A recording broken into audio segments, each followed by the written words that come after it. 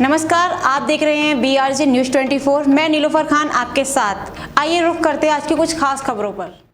नमस्कार, BRJ news 24 में आपका स्वागत है। मैं प्रताप सिंह। आज हम पहुंचे सिकावाद में नगर अध्यक्ष जो है विशाल गुप्ता जी भाजपा से, तो कहीं ना कहीं जमावड़ा है भाजपा का। यहाँ पे फिरोजाबाद के शमशेर यादव जी जो कि सांसद हैं फिरोजाबाद से, वो भी यहाँ मौजूद हैं। कहीं ना कहीं भाजपा के सारे कार्यकर्ता यहाँ मौजूद हैं, लुत्फ उठा रहे हैं, जो कि देख रहे हैं एग्जिट पोल सर्वे डायरेक्ट सब लोग यहाँ पे। आइए जानते हैं एक एक करके इनको क्या महसूस हो रहा है कि भगवा रंग धारण हो रहा है यूपी के अंदर दोबारा से, क्या महसूस हो रहा है इन लोगों को। कहीं ना कहीं ये जीत दर्ज कर रहे हैं फिरोजाबाद से, विधानसभा से। क्या स्थिति रही है सर आप लोगों की?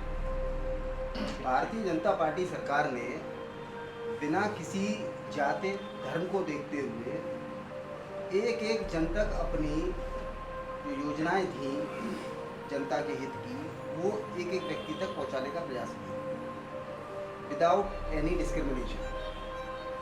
हमने लोगों को ये बताने का प्रयास किया कि जो बिना तुष्टीकरण की राजनीति है वो भारतीय जनता पार्टी के अलावा और कोई दल दे ही नहीं सकता समाज को। दूसरा पॉइंट हमारा रहा सामाजिक सुरक्षा का। आत्मसम्मान जो हर किसी का अधिकार है, वो भारतीय जनता पार्टी ने एक एक जनमानस को सुनिश्चित कराया।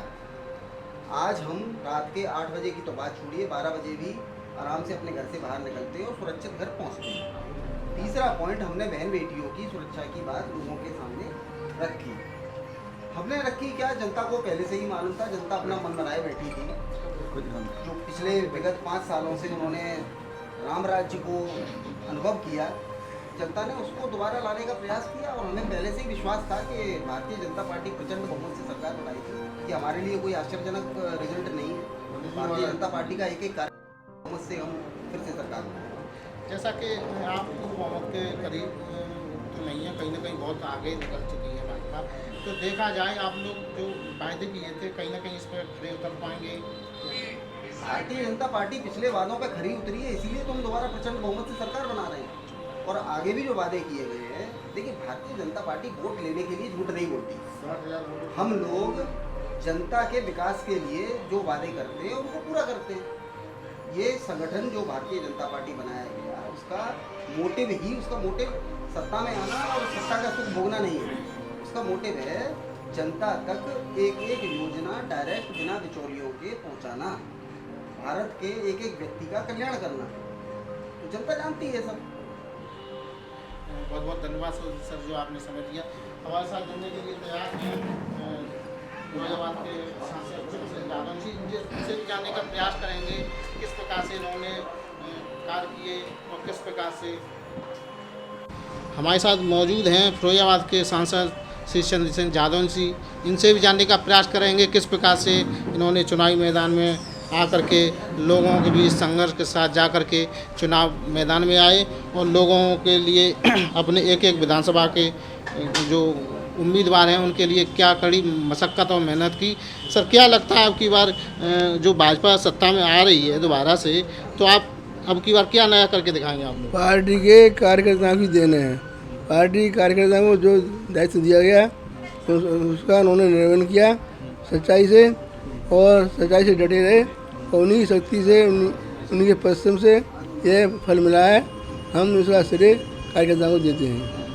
लगभग कहीं ना कहीं स्थिति फिरोजाबाद डिस्ट्रिक्ट की भी साफ हो चुकी है और यूपी की भी साफ हो चुकी है। फिरोजाबाद डिस्ट्रिक्ट में अभी कितनी सीट जीतने जा रही है भाजपा? हम तो इस फिराक में है कि हम सीट 5 जीत रहे हैं। एक भी सीट हम जो है नहीं हार रहे हैं, हम सीटें 5 जीत रहे हैं। और इसी हम जो है परिश्रम में, मेहनत में और जो है सोच में बैठे हुए हैं। इसी तरह जल्दी रिजल्ट आ जाए और जो है कार्यकर्ताओं के द्वारा जयकार हो और सभी को बधाई दिया है। आप सांसद रहने के नाते आगामी जो आपका समय बीता है, आप क्या क्या नया कुछ करके दिखाएंगे, क्योंकि राष्ट्र में भी आपकी दोबारा सत्ता आई है?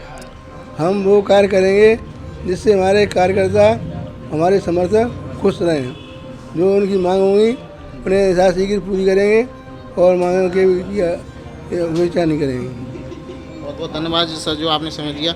हमारे साथ मौजूद हैं सांसद प्रतिनिधि के रूप में ललित भाई जी, इनसे भी जानने का प्रयास करेंगे क्या इनका मोटिव है, किस प्रकार से ये जनता की सेवा करते हैं और किस प्रकार से इन्होंने हैट्रिक लगाई है सारी विधानसभाओं में। कहीं ना कहीं जो इनकी गृह विधानसभा है सिसान, यहाँ से बीजेपी के प्रत्याशी हरिओम यादव जी हारे हैं, क्या इस पर आप कहना चाहेंगे? पार्टी का अच्छा जनमत निकल रहा है और हमारी सरकार बन रही है पूर्ण बहुमत के साथ।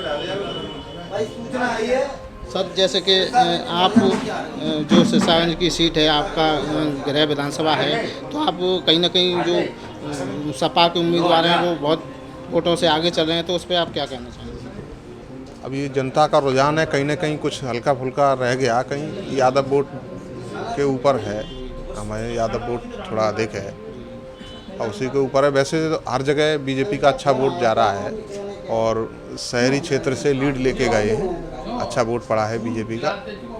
आप लोग अब की बार सत्ता आती है, आ रही है, तो आप क्या कुछ नया करके दिखाएंगे? ये जो बुलडोजर बाबा हैं, बुलडोजर का मतलब है विकास वाले बाबा हैं। नई नई सड़कें बनेगी, नए नए आयाम आएंगे और कुछ नई योजनाएं, हर बार कुछ नया आएगा।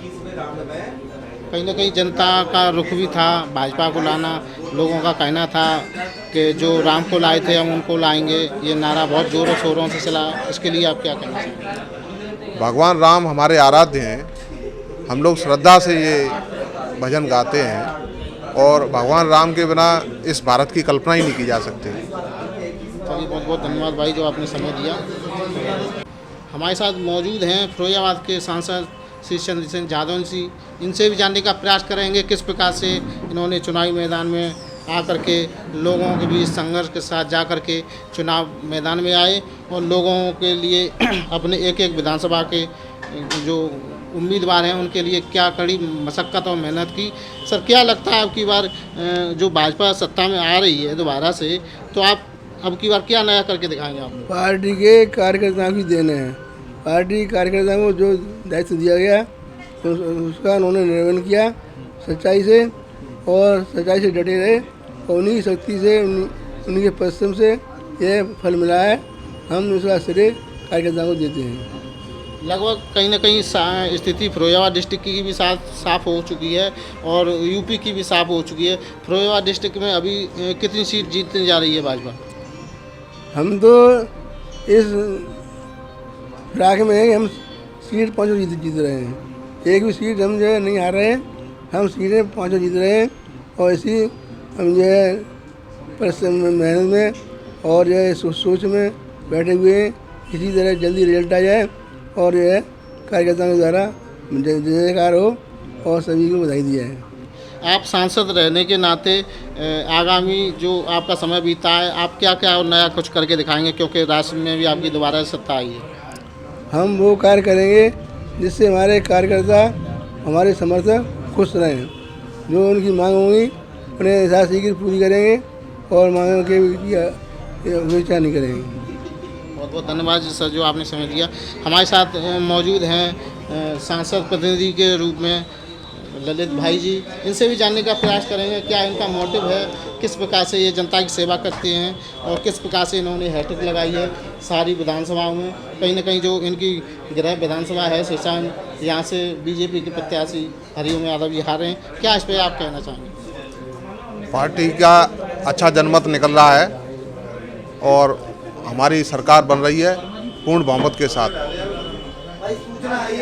सर, जैसे कि आप जो सिसान की सीट है, आपका गृह विधानसभा है, तो आप कहीं ना कहीं जो सपा के उम्मीदवार हैं वो बहुत वोटों से आगे चल रहे हैं, तो उस पर आप क्या कहना चाहेंगे? अभी जनता का रुझान है, कहीं ना कहीं कुछ हल्का फुल्का रह गया, कहीं यादव वोट के ऊपर है, हमारे यादव वोट थोड़ा अधिक है और उसी के ऊपर है। वैसे तो हर जगह बीजेपी का अच्छा वोट जा रहा है और शहरी क्षेत्र से लीड लेके गए हैं, अच्छा वोट पड़ा है बीजेपी का। आप लोग अब की बार सत्ता आती है, आ रही है, तो आप क्या कुछ नया करके दिखाएंगे? ये जो बुलडोजर बाबा हैं, बुलडोजर का मतलब है विकास वाले बाबा हैं। नई नई सड़कें बनेगी, नए नए आयाम आएंगे और कुछ नई योजनाएं, हर बार कुछ नया आएगा। कहीं ना कहीं जनता का रुख भी था भाजपा को लाना, लोगों का कहना था कि जो राम को लाए थे हम उनको लाएंगे, ये नारा बहुत ज़ोरों शोरों से चला, इसके लिए आप क्या कहना चाहेंगे? भगवान राम हमारे आराध्य हैं, हम लोग श्रद्धा से ये भजन गाते हैं और भगवान राम के बिना इस भारत की कल्पना ही नहीं की जा सकती। चलिए, बहुत बहुत धन्यवाद भाई जो आपने समय दिया। हमारे साथ यहीं पर ही सारे संगठन के लोग और हैं और हमारे साथ पिछड़ा वर्ग मोर्चा के जिला अध्यक्ष श्री सुशील यादव जी भी हैं। इनसे भी जानने का प्रयास करेंगे किस प्रकार से इन्होंने मेहनत की, कहीं ना कहीं इनकी मेहनत जो रंग लाई है, तो इस पर ये क्या कहना चाहोगे सर आप? सबसे पहले तो मैं आपके चैनल के माध्यम से सभी जनपद वासियों का आभार प्रकट करना चाहता हूं। सभी ने हमारे नीति और रीत से प्रभावित होकर भारतीय जनता पार्टी को वोट दिया और हम प्रचंड बहुमत में दोबारा वापस आए हैं। इसके लिए मैं तहे दिल से शुक्रिया अदा करना चाहता हूं।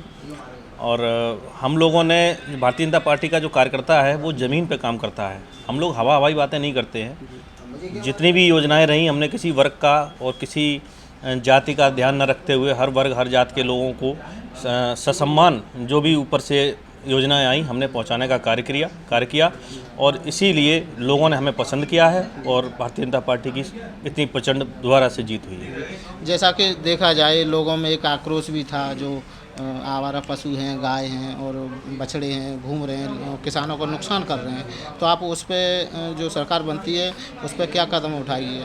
देखिए, माननीय प्रधानमंत्री जी ने भी, जैसा कि एक बनारस में जो मीटिंग हुई थी उसमें माननीय प्रधानमंत्री जी ने भी कहा था कि बहुत जल्द हम इसका निराकरण कर देंगे। हाँ, ये बात ज़रूर बिल्कुल सही है कि हमारे क्षेत्र में लोगों को, किसानों को बहुत परेशानी का सामना उठाना पड़ा है और लोग रात भर जागे अपनी फसलों को रखाने के लिए, ये बिल्कुल सही बात है। लेकिन अब दोबारा में जो सरकार हमारी बन रही है तो बिल्कुल नई रीत और नीति तैयार की जाएगी जिससे कि किसानों को परेशानी का सामना न करना पड़े। जैसा कि जो गौशाला हैं, गौशाला के जो संरक्षक हैं या प्रबंधक हैं, उन लोगों का ये कहना था कि 30 रुपये जो राज्य सरकार द्वारा हमें मिलते हैं उससे क्या कहना चाहिए? देखिए, आप बिल्कुल सही है। 30 रुपये में एक किसी गौवंश का पेट नहीं भरेगा, ये बिल्कुल सही बात है। इसको अब आने वाले समय में जो सरकार की तरफ से योजनाएं आएंगी गौवंश के लिए, निश्चित तौर पे इस समस्या का भी बहुत जल्द समाधान किया जाएगा। बहुत बहुत धन्यवाद जो आपने समय दिया। ये थे हमारे साथ सुशील यादव जी। कैमरामैन निखिल के साथ विनय प्रताप सिंह, सिकहावा।